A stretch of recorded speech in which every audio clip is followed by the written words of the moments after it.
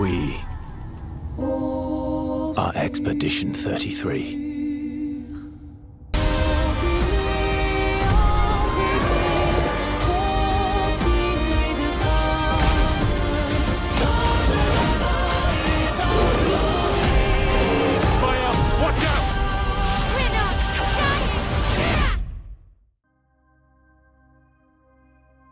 Hello and welcome to my channel. I got another one in the quest log for you, and I want to talk about Clair Obscur Expedition 33, developed by Sandfall Interactive. Expedition 33 shocked me with its reveal trailer. It's no secret that modern AAA gaming studios disappointing us left and right, really showing some of their true colors and how they're approaching game development. I've been getting really bored with mediocre experience after mediocre experience. And I can only imagine this is strictly in the name of trying to pursue a broader modern audience. And let's be real, it's not working out for them or for us. What is this small studio, Sandfall Interactive, done and accomplished that has just drawn the attention of people like myself? What have they come up with that has just made me so much more excited for this game than any other AAA game coming out this year? On the onset here, if you already know everything about this game and you've been following through with all of the content and everything and you're excited to play it alongside me. Subscribe. I'm gonna have videos in the future of me playing through this game in its entirety, so please join me for that. Expedition 33 offers a deep, compelling story riddled with relevant themes presenting the thesis of the purpose of humanity. Its setting and its premise are incredible, mysterious, and unique, sparking a spirit of adventure in my heart. If you don't know anything about the story, well, here's the gist. Soon she'll wake and paint again. Paint a new number, ticking down every year. One stroke, and everyone of that age vanishes into nothingness. Every year she paints again, and every year an expedition departs for the continent with one hopeless mission: destroy the paintress so she can never paint death again. I love that in this story, the response of humanity was not just to lay down and die, but that once a year, they prepare an expedition team to figure out how to stop this paintress that's just causing the death of everyone that they know and love. And every year the team fails. In this game, we play as the 67th team who embarks on their adventure, their journey to stop the paintress, and they have zero reason to believe that they will succeed, but that maybe what they can do can help the 32nd team to go just a little bit further and maybe solve this mystery, destroying the paintress and saving all of their own lives. It's an incredible hallmark of a story to say that the people who are going out on this adventure have nothing to gain for themselves other than to say, you know what, I have 1 year left, let me do what I can to save humanity. And maybe I do have something to gain from it, that it's the last year of my life and I can do something good with it and think that my life mattered. But at the end of the day, what they're doing is trying to pave the way for the future generations, and that is an incredible theme for an amazing story. And those poor souls who just want their deaths to mean something. None have ever returned. And neither will I. But at least I'll have seen something of this world. Seen what lies outside the domes of Lumiere. I'll have walked the path of all the expeditions who came before us. One reason why this type of storytelling is just catching my attention so much is that modern storytelling in both mainstream games and movies just don't seem to take the time to cook up this type of adventure, to develop this kind of plot that allows for deep character development. In a lot of ways, this story kind of reminds me of Lord of the Rings and J.R. Tolkien. It's all about the sense of duty, to do what's right, and not just to do what's good for yourself. Most modern storytelling techniques just feel unrefined and bogged down by repeatedly treating the viewer as if they're unintelligent and incapable to pick up what's going down. I think that the viewer, the gamer, is more than capable to pick up on subtlety and nuance that allows for creative and strong storytelling. I think that Tales of Arise and Metaphor Fantasio, although are good games in themselves, they kind of embody this idea that we just have to explain everything to you because we just don't think you're capable of understanding what's going on. Modern storytelling feels the need to explain everyone's feelings, to explain everything that you just saw, not once, not twice, but 3, 5, 10 times, however many times that it takes just to fill in that playtime. To me, that kind of explanation is worse than an exposition dump, and in Metaphor Fantasio, they give you plenty of that. There was a 10-hour period in the game where it was nothing but exposition dump. Sorry if I've brought Metaphor up a couple of times already, and I'm gonna do it a couple of more times because it's the last JRPG that I played to its completion, and man, that one frustrated me. Loved it and hated it all at the same time. So just getting back on track, while modern stories feel like they've been written by AI, the team at Sandfall Interactive took an opposite approach to storytelling, taking years to refine their initial storyboard. Every great RPG is a compelling story. This has got to be the writer here. And Guillaume and I spent 4 years intensively developing and refining ours. Good. And that started with the hook. I love that they talked about this in the developer video. It shows me just how much they care about their story and that they wrote it. It wasn't developed by some HR team sitting in a room saying what is the least offensive thing that we can tell that appeals to the most amount of people. This is a passion project through and through. Another point of note I want to make is that a lot of other JRPGs, and even just RPGs in general, is usually about a ragtag group of 16 to 24-something-year-olds going on an adventure to save the world, with the expectation that they're going to succeed. What I love about this game is that it's a group of 33-year-old people who know that more than likely at the end of this, they're just going to die. But this story isn't about themselves. It's about everyone else in the world, that they want to offer hope and maybe just a little bit of progress for the people that come after them. It's this kind of story that allows for values to take the primary spotlight. Adults contributing to society as parents, acting out of desperation for the betterment of their family and their children. That this is a chance for them to take the torch and pass it on to the next generation. Team 66 is passing on the torch to Team 67 and saying, hey, it's your turn now. And Expedition 33, well, this team, they certainly know that they're gonna do the same thing for Team 32. The story of this game presents high stakes, like very high stakes. They know that if they fail, they're dead.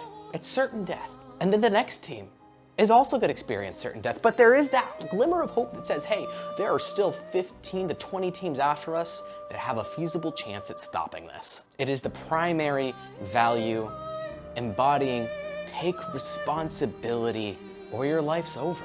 It's time to move forward or die. Another thing I'm really looking forward to with this game is that it feels old but new. Expedition 33 embraces classic JRPG turn-based gameplay that fans of the genre have been craving for a very long time, while innovating on this classic form, abstract interpretation of combat, are innovating on those shortcomings to produce something completely new. And I'm all for it. They could have easily just reproduced a by-the-number system that just says, hey, you attack, and when you attack, it's passes turn, etc. But instead they decided that they want to go for a reactive gameplay mechanic where when the enemy attacks you or you attack the enemy, you're given a button prompt that has a timing that can help you do better in the combat, which feels a lot more engaging. This type of turn-based combat feels a lot more dynamic in its presentation and engagement. Soon, I was creating the first prototypes of the reactive turn-based system, combining real-time offense and defense element and a cinematic battle camera system. Good move. Things really clicked when we tested the first version of those features. We felt we had something both challenging and fun. Most JRPGs have embraced this abstract idea where they don't want to actually show you, due to technical limitations, like a live action back and forth, but rather they embrace the idea of, hey, you just click a button and you fight, and this whole combat where it might take you 30 minutes in game is actually really only about a minute long. So I like that they're able to kind of pull you in to this abstract form of interpreting combat. They're also embracing this old but new mechanic by expanding on character development from a gameplay point of view. Players who are good at real-time can take more risks, and others can counterbalance with items and strategies. A big part of that formula lies in the many ways you can customize your character. Okay, looking good, looking good. We spend a lot of time designing each character's unique mechanics and their custom skill trees. Our philosophy is making every type of playstyle viable so that everyone can have fun with how they play the game. Player's choice should matter. And I'm not sure how much choice you're given to impact the story, but one thing I do know is that they've given us a huge opportunity to expand on every individual playable character in the game and adjust their strengths, their weaknesses, your strategies. Really shouldn't make any one any one playthrough the same. It really does appear that character progression is going to be meaningful. If every character is viable and unique, I find that really awesome.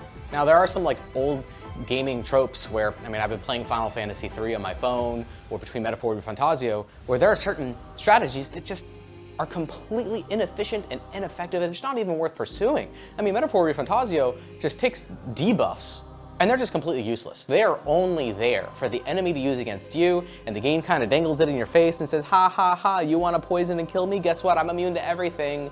And I just like debuff you guys and then I take all of my buffs off. It's just a completely, it's ridiculous that it's even an option if it's not even viable. So I'm really excited to see that they're going to take this old but new way of saying, hey guys, these mechanics are going to be here, but they're going to be viable and a really good option for you to pursue when trying to save humanity. Sandful Interactive is also bringing back the world map. That is an old mechanic that just doesn't really exist in most games today.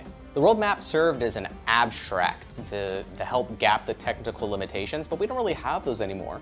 So I personally don't find them very necessary, and I'm not extremely excited for it because I think that the world map could be done really well or it could be done really bad. So I'm really just reserving my hype for this one and just gonna say, hey, you know, this seems cool, let's see what you do with it. I do think that there are some things in JRPG mechanics that should just stay in the past, and the world map, in my opinion, is one of them. But I'm okay with them giving it a shot, and let's see what they do with it. I know that maybe they should have gone back in the story section, but I do think that this is an old but new trope within JRPGs, where they're able to take the light and dark storytelling to help alleviate tension and really bring an awesome balance that can just kind of transform your experience with it. Like Final Fantasy VII has this really dark story, and yet you randomly do things like cross-dressing or going to the Golden Saucer and Chocobo racing. Meanwhile, there's a meteor up in the sky that's gonna blow up the entire planet. There are other games like Chrono Trigger or Radiant Historia that are able to take really dark moments in gaming, but give you a little bit of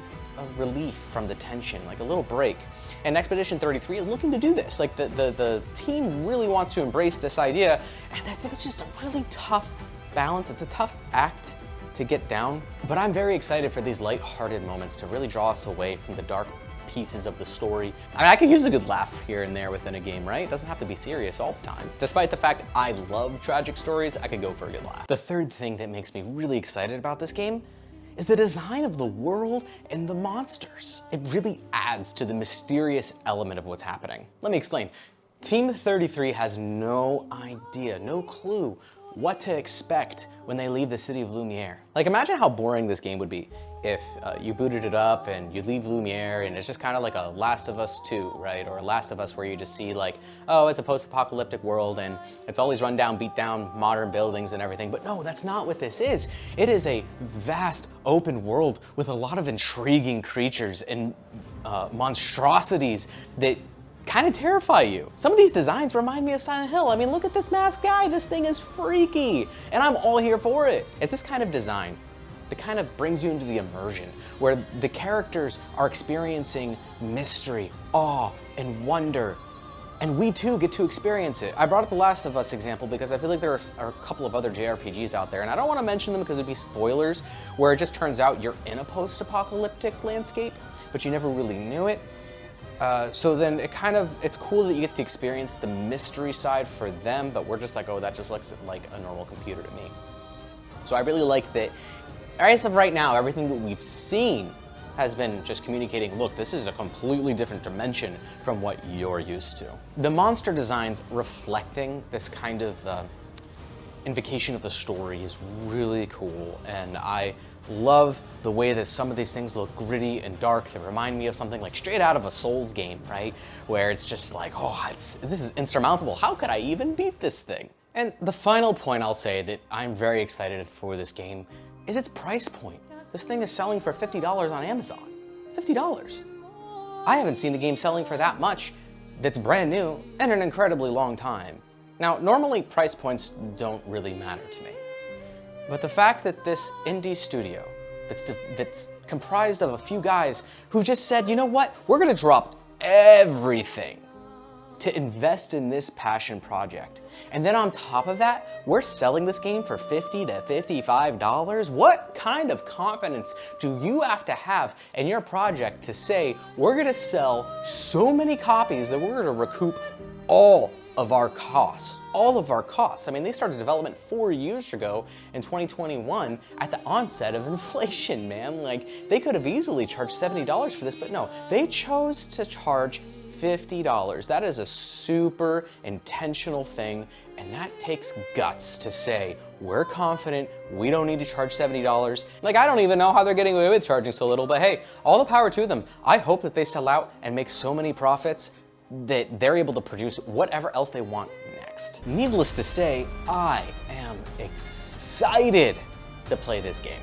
I have a feeling that Sandfall Interactive might pull like a Larian Studios and become like the next big redefiner of what a JRPG should look like. I mean, they're really giving me that Baldur's Gate 3 vibes. I think it's possible that this could be one of the greatest JRPG spiritual successors since Lost Odyssey. Well, is my excitement contagious? Tell me in the comments below. Don't forget to like and subscribe for more Expedition 33 content. I'll see you on the next video.